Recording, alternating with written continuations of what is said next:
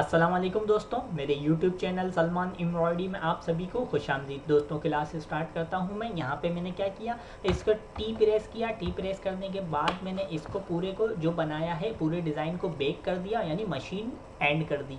Machine and करने के बाद मैंने यहाँ पे इसको कॉम्प्लेक्स फिल लिया। कॉम्प्लेक्स फिल लेने के बाद मैंने इसे यहाँ से ब्लैक जो है उसे डिजिटाइज करना स्टार्ट किया। तो यहाँ पे पॉइंट लगाया, फिर ये पॉइंट यहाँ पे आया, यहाँ पे पॉइंट लगाया, फिर ये पॉइंट लगाने के बाद ये पॉइंट, और ये पॉइंट लगाने के बाद यहाँ पे आया। यहाँ पे अब इस चाहता मैं इस पूरे को इस तरीके से यहाँ पे पहले इसके वैल्यू सेट कर दूँ, और इसको यहाँ पे मैंने क्या किया, कलर चेंज किया, ब्लैक कर दिया, और इसके एंगल पे आया। इसका एंगल जो है वो मैंने 395 कर दिया। 95 करने के बाद मैं समझाना आपको ये चाह रहा था कि मैं पूरा फिल जो है वो ब्लैक यहाँ से स्टार्ट करता, यहाँ से ले के आके यहाँ पे मैं इसको भी इसी के साथ ले लेता, लेकिन यहाँ पे इसका एंगल मैंने चेंज करना था क्योंकि पोजीशन चेंज है। इस पोजीशन पे ये जो है वो सही रहेगा, तो पोजीशन मैंने इसकी चेंज करके यानी 95 का जो है वो एंगल इसको दिया। अब इसको मैंने यहाँ से स्टार्ट करा। यहाँ से स्टार्ट करने के बाद मैंने यहाँ पे इस पे पॉइंट यहाँ से स्टार्ट करा, थोड़ा ओवरलैप करता हुआ यहाँ पे, फिर ये पॉइंट लगा के मैंने यहाँ पे इसको पॉइंट दिए, यहाँ पे लगाया, फिर पॉइंट, फिर इस तरीके से जो है वो उसको बनाना है। एंगल वगैरह का भी डिज़ाइन की खूबसूरती में एंगल वगैरह का रोल जो है वो बहुत ज़्यादा होता है। एंगल चेंज करेंगे आप अगर किसी ऑब्जेक्ट के, या पूरा ऑब्जेक्ट एक ही एंगल पे बना देंगे तो उसमें जो है डिज़ाइन में वो खूबसूरती नहीं आएगी जो खूबसूरती उसमें आनी चाहिए। तो एंगल सेट करना भी आपको आने चाहिए, जो कि मैं बताता रहता हूँ अपनी क्लासेस में कि किस तरीके से किसका क्या एंगल अगर आप रखेंगे तो जो है उसमें डिज़ाइन में खूबसूरती आएगी। ज़्यादातर टैक्सेस वगैरह पे टैक्स, जैसे हमने टैक्स आउटलाइन चलाई, उस पर जो है टैक्स के अंदर जो है फिल चलानी है, तो क्या करेंगे, उस टैक्स के अंदर जो है वो 22 का जो है एंगल जो है वो रखेंगे, जिससे जो है अच्छा लुक आता है। और बाकी और जो चीज़ें होती हैं, जैसे और भी चीज़ें होती हैं, जैसे अगर कोई चेहरा फेस वगैरह बना हुआ है तो उस पर मुख्तलिफ एंगल वगैरह, मुख्तलिफ कलर का अगर फेस पे जो है मुख्तलिफ एंगल दे के उनको जो है इस तरीके से डिजिटाइज किया जाता है, यानी उनकी एंगल दे के उनकी पोजीशन चेंज की जाती है स्टिच की। एंगल से जो क्या होता है, एक स्टिच चली हुई है, स्टिच जो है वो अपना एंगल देंगे तो वो अपनी पोजीशन, यानी उसकी पोजीशन चेंज हो जाएगी। किस पोजीशन पे हमने उसका एंगल दिया है उसी पोजीशन पे वो जो है स्टिच जो है चलेंगे।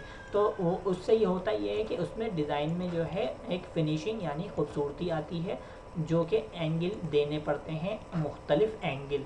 तो यहाँ से यहाँ तक अब मैंने आपको बताऊंगा कि इसमें मैं क्या एंगल दूंगा। तो यहाँ पे मैं आया, यहाँ पे आने के बाद यहाँ पे पॉइंट लगाया, फिर ये पॉइंट, फिर यहाँ पे अब इसको जल्दी से पहले कंप्लीट कर दूँ, फिर मैं इस पे एंगल दे के आपको दिखाऊंगा कि इसमें एंगल यानी एक वो जो मैंने ऑब्जेक्ट बनाया है जिसको 95 का एंगल दिया है, उसके एंगल की पोजीशन क्या है, और इस पर जो मैं एंगल दूंगा इसके एंगल की पोजीशन क्या है।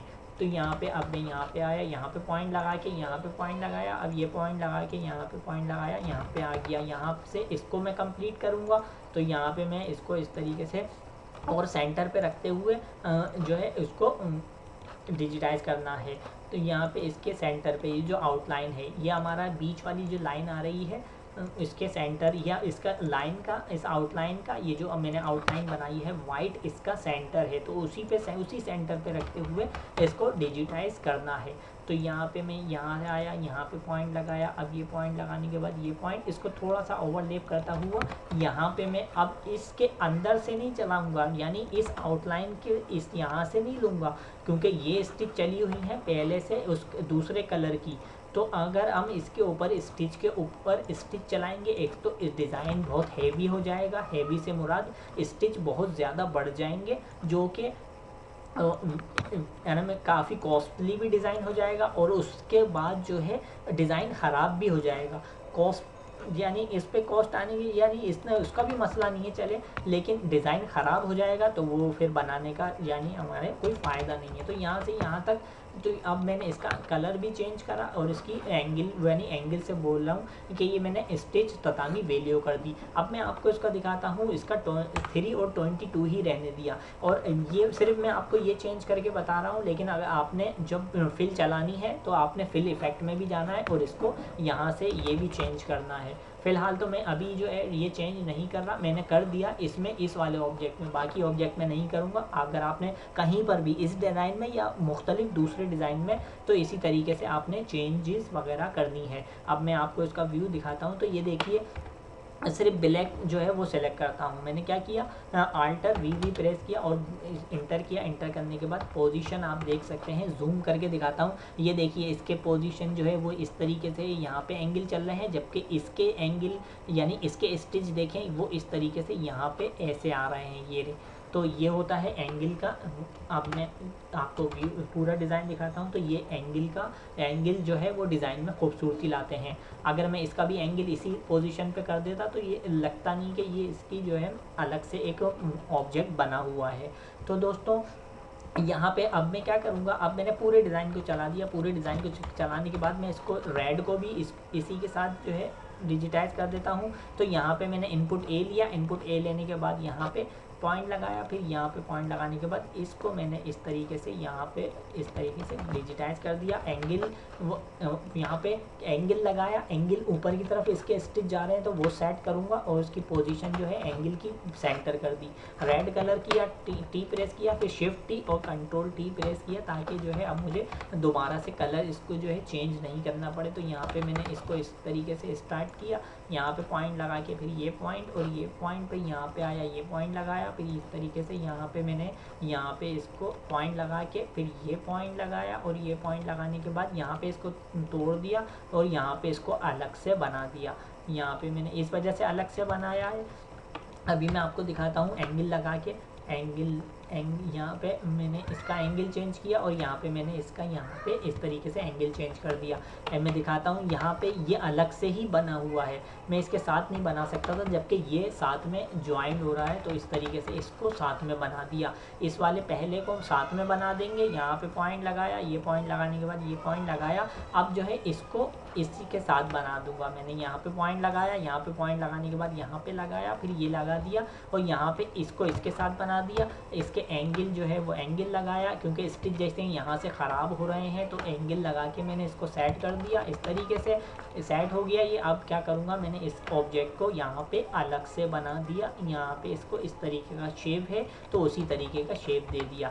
यहाँ पे मैं इस साथ ही बना हुआ है तो साथ ही बनाऊँगा। यहाँ पे पॉइंट लगाया, ये पॉइंट लगाने के बाद ये पॉइंट लगाया, फिर यहाँ पे आया, यहाँ पे आगे की तरफ गया और पॉइंट लगा के मैंने इसको इस तरीके से डिजिटाइज कर दिया। एंगल लगाऊंगा, एंगल लगाने के बाद यहाँ पे इस तरीके से इस एंगल को सेट कर दिया। और आपने भी एंगल किसी भी डिज़ाइन में कहीं पे भी कोई सा भी डिज़ाइन आप बना रहे हो, अगर इस तरीके से स्टिच आ रहे हैं तो आपने एंगल लगा के उन्हें सेट करना है। तो यहाँ पे मैंने यहाँ पे पॉइंट लगा के यहाँ आगे की तरफ फिर ये भी उसी तरीके से बनेगा जो बाकी के ऑब्जेक्ट बनाता हुए आ रहा हूँ मैं। इस तरीके से एंगल लगाया, यहाँ पे एंगल लगाया और यहाँ पे एंगल लगाया। मैंने उसमें जो है एक ही एंगल लगाया है। आपने अगर देखना है कि अभी सेट नहीं हुआ तो आप एक एंगल और लगा के नीचे की तरफ उसको सेट करेंगे। तो यहाँ पे मैंने अब इस वाले ऑब्जेक्ट को जो रेड जो है ये रह गया है तो इसको मैंने इस तरीके से यहाँ पे बना दिया। ये हो गया हमारा यहाँ से यहाँ तक ये डिज़ाइन कंप्लीट। तो इससे आगे जो है वो मैं नेक्स्ट क्लास में आपको बताऊँगा। तो दोस्तों, आज की क्लास से मुझे इजाज़त दीजिए और आप सभी लोगों से गुजारिश है कि मेरे यूट्यूब चैनल सलमान एम्ब्रॉयडरी को सब्सक्राइब कर लें और कमेंट सेक्शन में अपने कमेंट्स का इजहार ज़रूर किया करें। तो दोस्तों, मुझे इजाज़त दीजिए। अल्लाह हाफिज़।